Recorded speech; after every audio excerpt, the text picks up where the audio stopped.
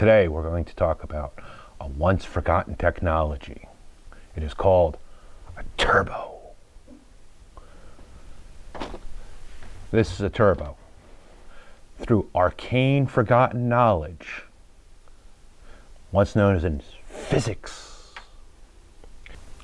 through here, air is sucked in through tiny little razor blades that spin at a gazillion miles an hour.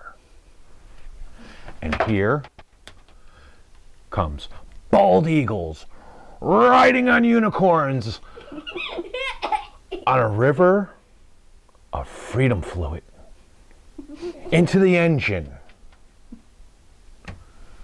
to the evil combustion engine, and is chewed up and processed and then comes out the exhaust through the exhaust pipe, which is also known as the sewage, and goes into here and is processed and forced to make this work harder, and then comes out here. Okay, now seriously, welcome to D-mon's garage. This is a turbo. It works by using using the exhaust gases to spin a turbine. This is the exhaust turbine. As the gases come out of the exhaust, it causes this to spin. When this spins, because it's connected to a shaft to the compressor wheel, it sucks in air and forces it out. And through physics, because you're taking a larger volume of air and pressing it out through a smaller outlet, it increases the air pressure, which is boost. Boost is nothing more than higher atmospheres. That's why it's measured in bars. 1 bar is 1 atmosphere. At sea level is 14.3.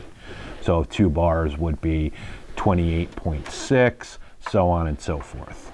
This is the center section, also called a cartridge. This impel, it has bearings, sometimes ball bearings, and this rides inside of this. Oil enters in through the top. on a ball bearing turbo, if you actually if you put too much oil through it, it'll actually make the bearings get hot. Most of these that you will run into are just bushings. They like a lot of oil pressure, and the oil exits out through here. Some turbos are only oil cooled. This one in particular is also cooled by the coolant from your engine. There are 2 different kinds of turbos. This one is an internal wastegate or bypass valve. It is activated by air and allows a flapper door inside to open, which bypasses the turbine wheel, now allowing to overspin or overboost. On an external wastegate system, the turbo doesn't have an internal wastegate. Instead, it uses this.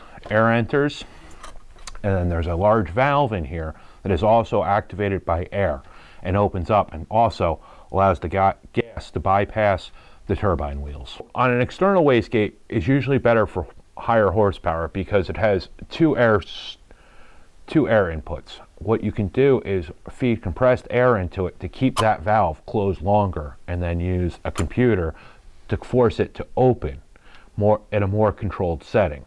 So this way, as long as it's in line, it won't overboost or it'll open faster, but you have a greater control over the exhaust gas. This is a blow-off valve.